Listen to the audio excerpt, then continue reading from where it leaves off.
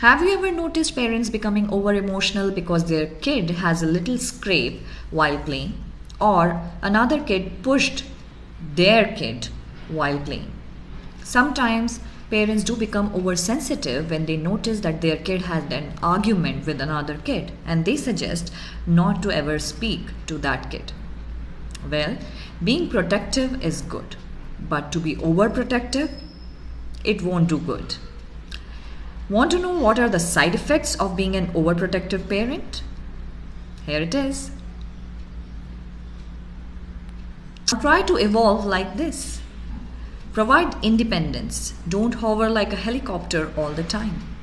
Let them fall and then walk. Give them tools to manage situations. Don't manage it for them. And finally, don't let your sensitivity rub on your child. Do share if you like it and find it useful.